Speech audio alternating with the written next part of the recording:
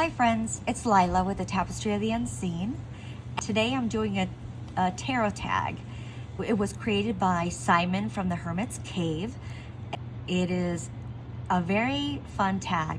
I have been watching all the videos that people have made.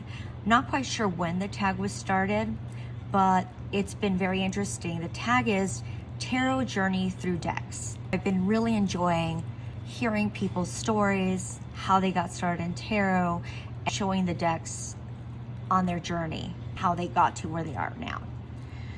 First, I want to say that my first deck I received, well, not received, I purchased at 18. I was raised Catholic, and my family would go to church every Sunday, but my mom was a very progressive and open-minded person. The first time that I was exposed to tarot was when my mother tried to reach my brother, who was about 18 or 19 at the time, and I was probably 15 or 14. I'm trying to remember. It's been so long. And she couldn't get a hold of him. She called his work. My mother's a Catholic, and she was a very strict mother. So she freaked out right away. You know, she was very strict with us, especially the girls.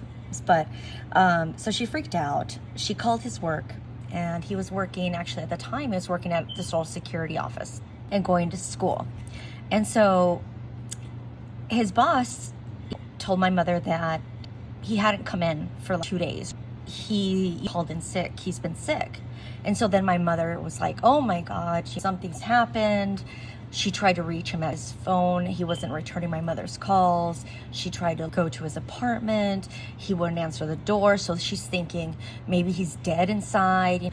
I can't remember if she was able to get access to the apartment, because she ended up calling the police. And the police said, well, he's 18 or 19. There's nothing that we can do right now. She ended up going to a psychic that was actually in the neighborhood. She was a sweet lady. I went with my mom, and my mother asked her, is my son okay? Where is he? She's like, don't worry about it. She started putting the cards out. Don't worry about it.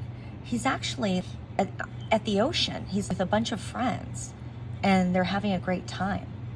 Don't worry about it. He's fine. I don't know how many days, a couple or a day. So my brother finally calls my mother back, and he ended up being at the beach with a bunch of friends. He had called in sick.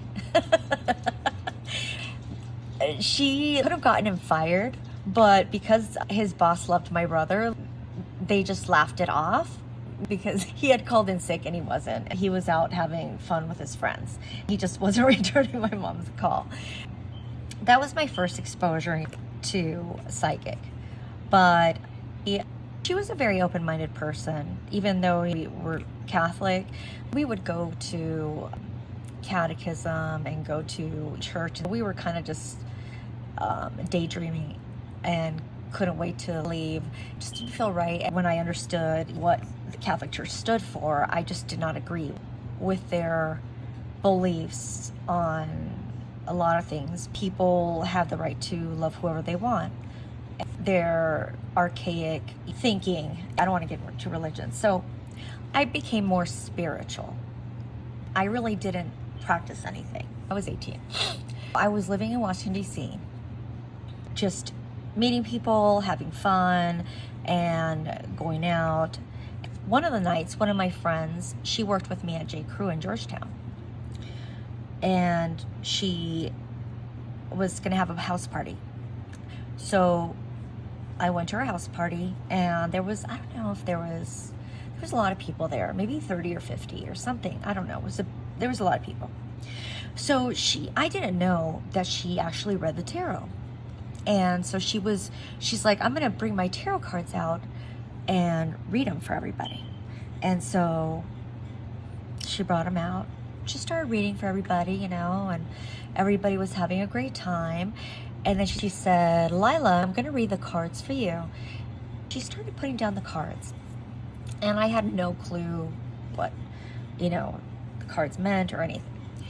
And she's like, you know, wow, she's like, I can't really remember exactly, but it was something like, you're going to go into a deep like depression, and there's heartache and your trail, and the rug pulled out from under you, and you're not going to see it coming. I didn't really think anything of it. It's just like tarot reading, but it was doom and gloom. The Three of Swords, the Ten of Swords, everything you can think of, the Tower.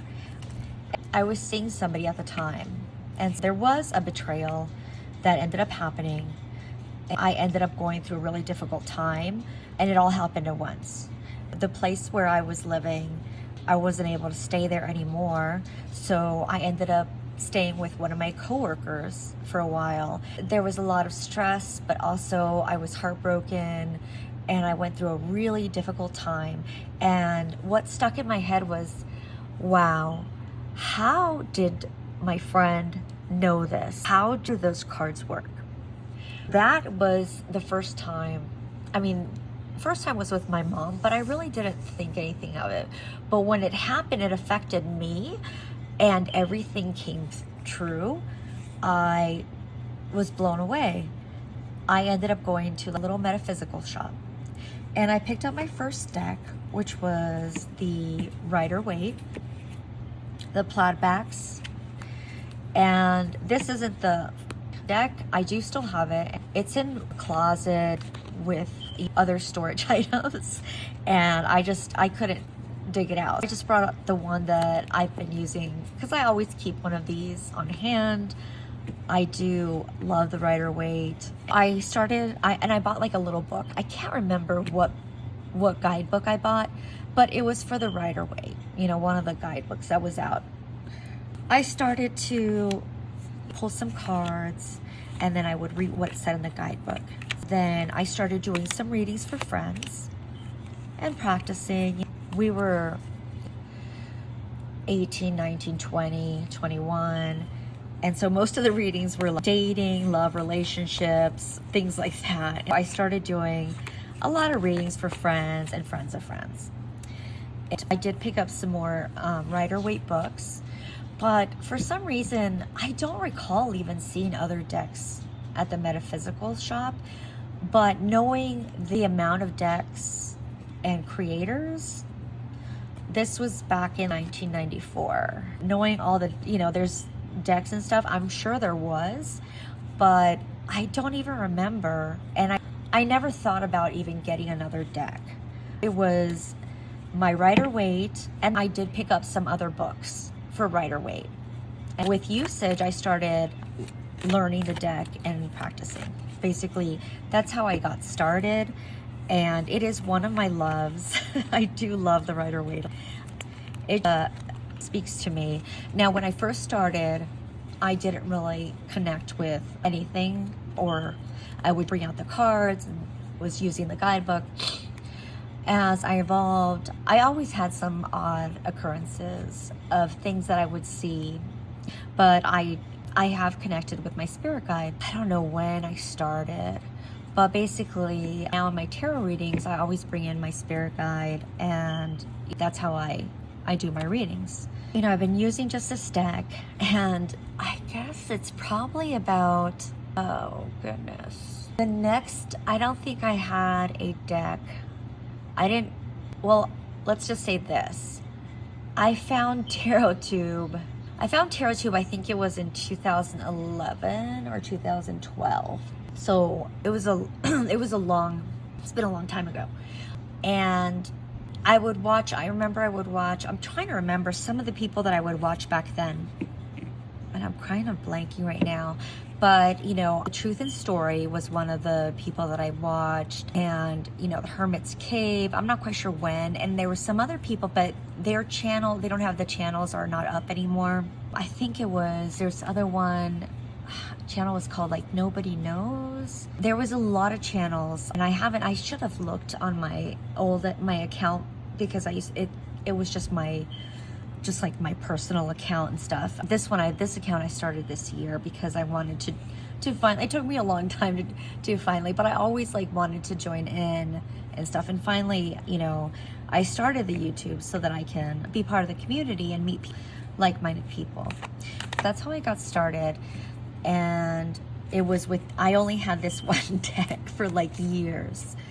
I think, let's see, this one I got in 1994, and I got my next deck, which was the Steampunk Tarot. That was, I think, the next deck that I received. And that was, I think, in, I don't even know, 2014. So I used, this Rider-Waite with the plaid backs for years. And I never really, wanted to use anything else or get it. And I don't know how I saw the Steampunk Tarot, and I loved it, and so I picked that one up. Well, as soon as I picked up another one, it was like this whole world, even though I had watched TarotTube, it was like this whole world opened up of tarot decks.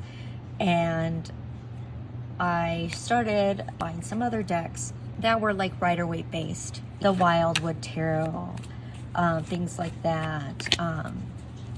That was about 2015. So prior to 2015, for years, I just worked with this one. The next prompt that is here is the deepening decks that helped you grow, learn, or deepen your practice. So that would be the Marseille, which was, actually, I think it was this one. It was the Pagan Otherworlds. That was the first Marseille that I purchased. And that's when I started. And this was around 2016, 2017. I can't remember. This was my first Marseille. And that's when I opened up to starting to work with a different style of deck. When I saw this, I just thought it was gorgeous. I love the colors. It was probably 2015 when I got this. It was so different because I was so used to just reading with the Rider-Waite, the Steampunk Tarot, and other tarot decks like the Wildwood, or I'm trying to think of the other ones. I still have them, but they're somewhere in there, in that closet. When I saw this, I just fell in love with it. It's just beautiful. This was my first deck where I started to look at other stuff, the Marseille style of reading, bringing in numerology into my readings. This deck was initially. And then from this one, I ended up getting this Marseille. I thought I'd need or was it this? I think I got this one first. The CBD Tarot de Marseille, after the Pagan Otherworlds. I got this one. Yeah, I got this one. I still was using my Rider-Waite for everything. I was doing readings for, professionally. I would read for people, for friends, family. So for years I had been doing that, but with only the Rider-Waite Tarot. So this I got, when I got Marseille, I wouldn't use it for professional readings. I was using it for personal readings to just deepen my practice. I picked up this one. Yeah. So this was my second Marseille. And when I got this one, I ended up seeing this, which was the professional edition. And I thought I would need gigantic Marseille images to really look deep into the cards. I don't, but I'm happy I have this because it's kind of unique and cool. It's like ginormous. So let me compare. So here is, so it's gigantic. So I don't know, why would I need this? Like this ginormous thing. So I ended up buying this one after this because I thought, okay, this will be like my, learning Marseille kind of thing. And so this ended up helping me deepen my practice. But, from those decks, also one of the other decks that ended up deepening my practice, this deck right here also helped with deepening my practice. Started to buy Oracle decks 2016 and combine them with my tarot. And I also started buying charms, and I would combine that with tarot as well. So 2015 or 2016 started working, and I actually still use these cards in my readings. Since I've gotten this one, I do enjoy archetype decks I have several of these type of decks. Enjoy using them along with my tarot. Added just layers to my readings as well as the charms, and so this also deepened my practice. This is another one that was very important because it opened another level. And that was the archetype cards, Carolyn Miss. And so that was another important one. Another one that was really pivotal into really opening up, working with other types of energies, was the Deviant Moon. I was scared to purchase it for the longest time. And I finally bit the bullet. I was like, you know what? I'm going to purchase it. And I just fell in love with it. But I was scared of it for a long time. It's a wonderful reader, and everybody's seen it. This really opened up working with different types of imagery, different types of energies of different beings. And so it really deepened my readings and expanded my meanings as well. This was a very important deck for me, and I'm so happy that I got over my scaredy cat phase. I ended up also purchasing the Mildred Payne deck whenever it came out. I can't remember. One thing I did though, I threw out the little box because Mildred on the front freaked me out too much, so I just threw the little box out. That little deck is wonderful, and I've been used it in my readings combined. And the next one that's really been important, it was this one, the Hesychos Tarot. I got this 2017 or 16, maybe 16, maybe was it 15? Somewhere around there. This deck is very magical. This deck opened up working with elementals. So working with spirit like fairy energies, you know, fae energies, pixie energies. And the creator imbued a lot of magic into this deck. It's really special. This is the Hesychos Tarot. It opened me up to working with different beings in my readings. So yeah, I love this little deck. And it's just beautiful art. Yeah, this was also a very important deck, as well as the other Fae deck. This is the Hesychos Tarot, and I just love it. It's just wonderful. It's magical. Sadly, the artist has passed, I believe. I believe she has passed. So it is out of print. I believe she was an artist, and I believe she was also a witch. Something magical. This deck has a lot of magic into it, and it's just gorgeous. The now decks that currently resonate with you most. So the now decks that currently resonate with me the most is always going to be a Rider-Waite. The Centennial I use a lot. This one, the Art Nouveau, as well as a staple right now that I use. And I also use Marseille. So I use several decks and oracle decks in my readings. I will also mix in Marseille, but I always do use a Rider-Waite in my readings. I am very connected, and my spirit guide selects the cards he wants to convey, and it's just a great reader. So this is staple, as well as the Centennial. There's a lot of really good new ones, like When Women Had Wings. I believe I left it on my other table, but that's another one that I've been working with, using all kinds of readings, and I just mix it in. It's called the Zodiac 108. It's by Intuit Oracles, and I also have their other oracle, which is, I think it's just called Intuit Oracle. But I really like the size of the little cards, and there's a lot of cards, and they just have a lot of different keywords, things that you can pull from. This is another one that I really enjoy. Let me see here. The next prompt is milestones. Any other decks that marked significant points in my journey? Well, I think I probably spilled all that in the other prompt. when I was talking about the archetype decks, the deviant moon, the fairy decks. Oh, also, I forgot. This was another one, or should I say, of my decks that also just made me fall in love with Marseille. This is also open to working with other types of systems. I got this, I don't know, 9 years ago, 10 years ago, you know, I don't know, 2015. It was somewhere around there. I believe that this is La Corte de Tarocchi di Ana Maria di Onofrio.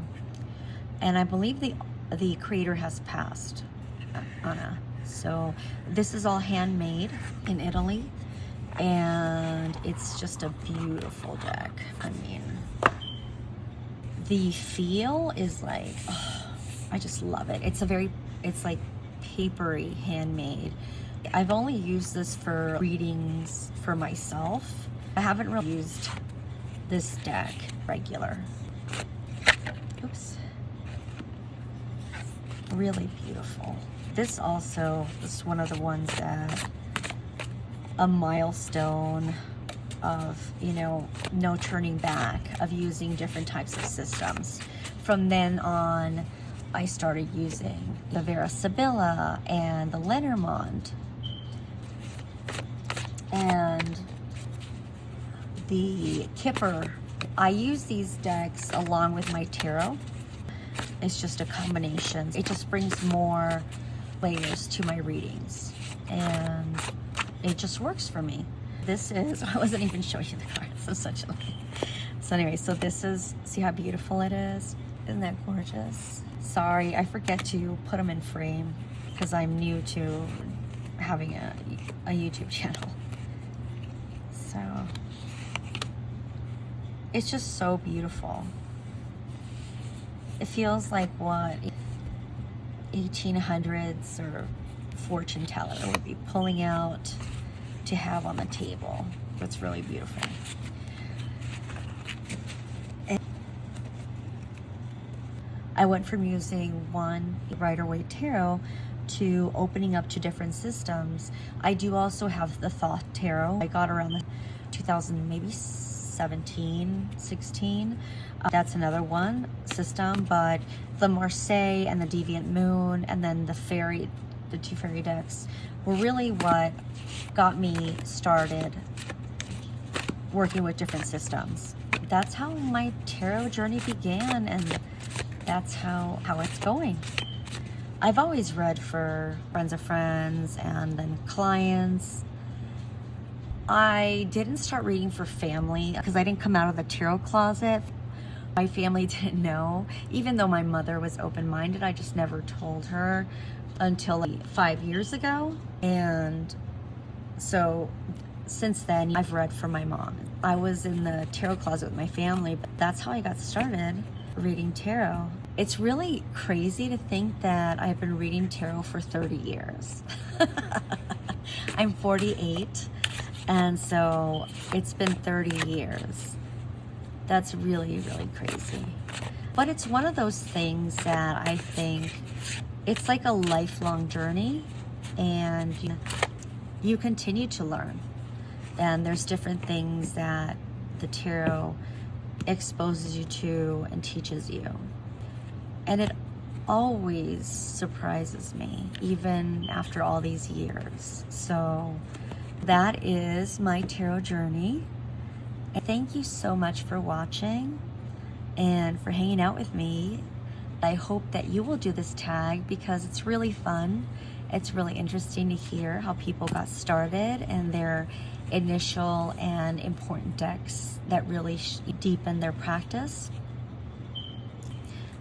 Let me know in the comments if you do the tag so I can go watch your video. And I appreciate everyone for hanging out with me, and we will talk soon.